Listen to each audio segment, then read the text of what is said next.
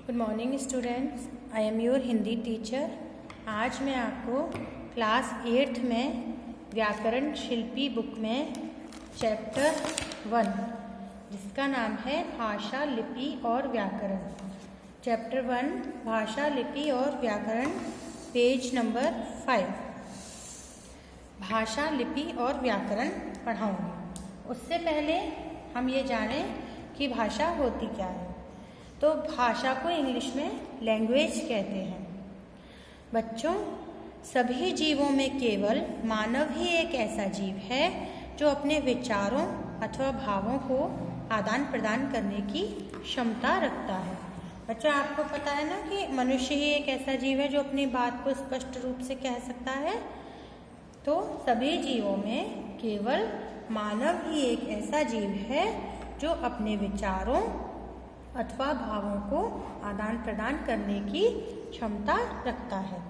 सामाजिक प्राणी होने के कारण विचारों को आदान प्रदान किए बिना मानव का कार्य नहीं चलता। मनुष्य समाज में रहता है। अब समाज में रहता है तो वह सामाजिक प्राणी हुआ। अब सामाजिक प्राणी होने की वजह से विचारों के आदान प्रदान के बिना उसका काम नहीं चलता। इसलिए अपने मन के विचारों अथवा भावों को दूसरों तक पहुंचाने तथा उनके भावों को समझने के लिए भाषा का सहारा दिया जाता है। अब अपने मन के विचारों को दूसरों को समझाने के लिए और दूसरों के मन के विचारों को समझने के लिए जिसका सहारा लिया जाता है वो क्या है? भाषा। अतएव मतलब भाषा वह साधन है जिसके माध्यम से हम अपने भावों अथवा विचारों का आदान प्रदान करते हैं। यह है भाषा की परिभाषा कि भाषा वह साधन है जिसके माध्यम से हम अपने भावों एवं विचारों का आदान प्रदान करते हैं। मतलब हम अपनी बातों को दूसरों तक पहुंचाते हैं और दूसरों की बातों को समझते हैं। अब आइए भाषा के रूप पढ़ते हैं। तो देखिए, भाषा के मुख्यतः दो रूप होते हैं। भाषा के मुख्यतः दो रूप होते हैं। पहला है मौखिक अथवा कथित भाषा। मौखिक भाषा जिसे हम कथित भाषा भी कहते हैं, और दूसरा है लिखित भाषा। अब देखिए, मौखिक भाषा क्या है? मौखिक भाषा को इंग्लिश में बोलते हैं स्पोकन लैंग्वेज। मौखिक भाषा, मौखिक भाषा वह है जिसमें भाषा का वह रूप जिसके द्वारा हम अपने विचारों को बोलकर दूसरों तक पहुंचाते हैं और दूसरों के विचारों को सुनकर समझते हैं, उसे हम क्या कहते हैं? मौखिक भाषा। मतलब इस भाषा में हम अपनी बात को अपने मुंह के द्वारा बोलकर दूसरों तक पहुंचाते हैं और दूसरे व्यक्ति उसी बात को अपने कानों के द्वारा सुनकर समझते हैं, उसे हम कहते हैं मौखिक भाषा। इसे कथित भाषा भी कहा जाता है। अब इसके उदाहरण क्या है? देखिए, वार्तालाप करना यानी कि बातचीत करना, काव्य पाठ यानी कविता पढ़ना, कहानी सुनाना, भाषण देना, समाचार वाचन, वाद विवाद, नाटक, रेडियो, दूरदर्शन आदि पर प्रसारित विभिन्न कार्यक्रम भाषा के मौखिक रूप हैं। मतलब जितने भी हम बोल के काम करते हैं वो सब भाषा के मौखिक रूप हैं। मौखिक भाषा स्थायी नहीं होती। मतलब मौखिक भाषा जो है, आज हम बोले कल हम जब बोलेंगे उसी बात को तो थोड़ा सा अंतर आ जाएगा। तो मौखिक भाषा जो है वो स्थायी नहीं होती। यह भाषा का मूल रूप है। मनुष्य ने सबसे पहले इसे बोलना सीखा। तो छोटे बच्चे होते हैं ना, वो सबसे पहले मौखिक भाषा ही बोलना सीखते हैं। मुँह से बोलना, छोटे छोटे शब्द सीखते हैं, फिर वो वाक्य बोलना सीखते हैं। तो मनुष्य ने सबसे पहले इसे बोलना सीखा। भाषा के इस रूप का प्रयोग सबसे अधिक होता है। मौखिक भाषा का प्रयोग सबसे अधिक किया जाता है। दूसरी है लिखित भाषा। इसको इंग्लिश में कहते हैं रिटन लैंग्वेज। लिखित भाषा क्या है? देखिए, भाषा का वह रूप जिसके द्वारा हम अपने मन के विचारों अथवा भावों को लिखकर दूसरों के सामने प्रकट करते हैं। लिखित भाषा क्या है?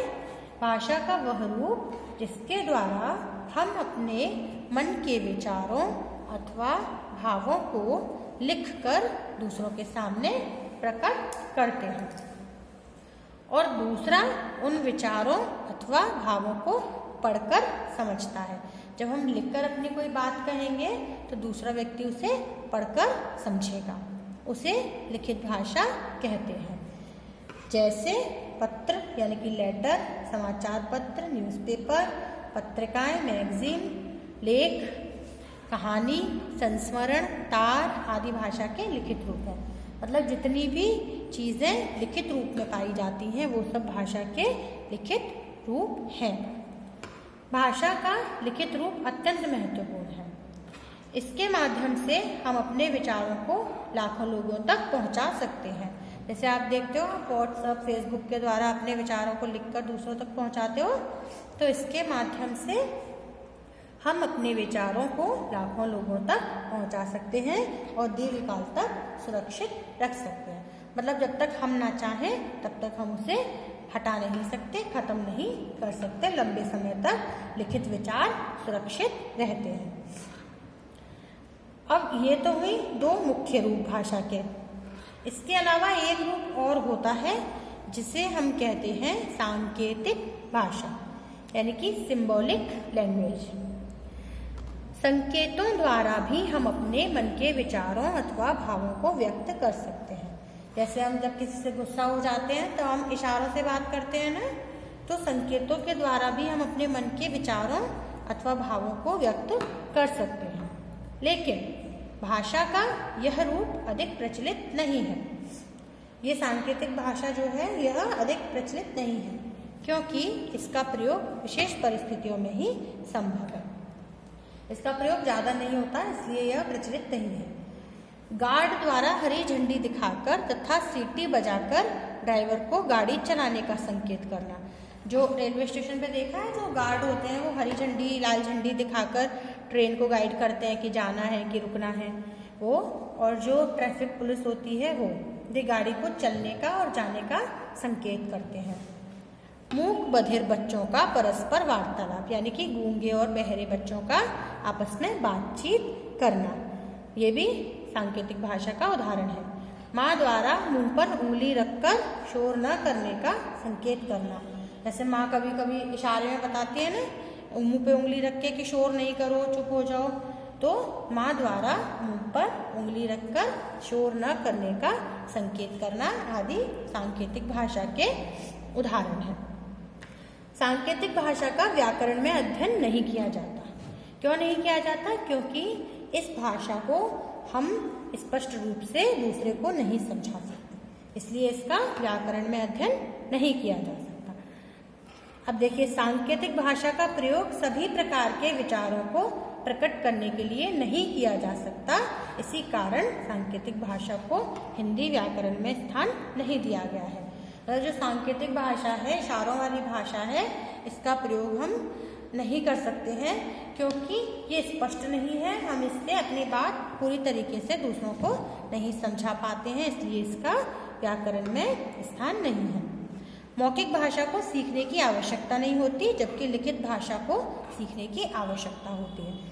मौखिक भाषा जो होती है वो तो छोटे बच्चे शुरू से ही सीखना शुरू कर देते हैं ना, तो धीरे धीरे कुछ शब्द बोलते हैं, फिर कुछ वाक्य बोलते हैं। लेकिन लिखित भाषा उन्हें सिखानी पड़ती है। लिखकर हम पहले वर्ण सिखाते हैं, फिर शब्द सिखाते हैं, फिर वाक्य सिखाते हैं। तो मौखिक भाषा को सीखने की आवश्यकता नहीं होती, जबकि लिखित भाषा को सीखने की आवश्यकता होती है। तो बच्चों, आज हमने क्या पढ़ा? आज हमने जाना कि भाषा क्या है, भाषा के रूप कितने हैं, और एक अन्य रूप भाषा का जो है सांकेतिक भाषा। ठीक है, भाषा क्या है? भाषा वह साधन है जिसके माध्यम से हम अपने भावों अथवा विचारों का आदान प्रदान करते हैं। भाषा के रूप कितने हैं? भाषा के मुख्यतः दो रूप हैं, मौखिक अथवा कथित भाषा, दूसरा लिखित भाषा।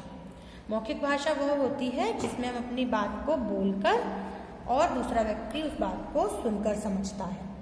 इसका उदाहरण है भाषण देना, कहानी सुनाना, बातचीत करना, रेडियो पर समाचार सुनना, है ना। और लिखित भाषा क्या होती है? जिसमें हम अपनी बात को लिखकर दूसरों को समझाते हैं और दूसरे लोग उसे पढ़कर समझते हैं। इसके उदाहरण हैं पत्र, समाचार पत्र, पत्रिकाएं, कहानी जो लिखी हुई होती है वो। ये इसके उदाहरण है। सांकेतिक भाषा क्या होती है? जिसमें हम इशारों के द्वारा अपनी बात कहते हैं और दूसरा व्यक्ति इशारों को देखकर हमारी बात को समझता है। ये स्पष्ट भाषा नहीं होती, इसलिए इसका व्याकरण में ज़्यादा उपयोग नहीं है, व्याकरण में इसका अध्ययन नहीं किया जाता है। तो बच्चों, आज हमने भाषा, लिपि और व्याकरण का पार्ट 1 पढ़ा है। आज हमने भाषा, लिपि और व्याकरण का पार्ट 1 पढ़ा है, जो है पेज नंबर 5 पर। नेक्स्ट क्लास में हम इसका अगला पार्ट पढ़ेंगे, पार्ट 2। नेक्स्ट क्लास में हम भाषा, लिपि और व्याकरण का अगला पार्ट 2 पढ़ेंगे। तो आपको भाषा क्या है, भाषा के रूप कितने हैं और सांकेतिक भाषा किसे कहते हैं, ये अच्छे से समझ में आ गया होगा। अब आप इसको अपने घर पर दोबारा से रीड करिएगा और समझिएगा। Thank you. Have a nice day.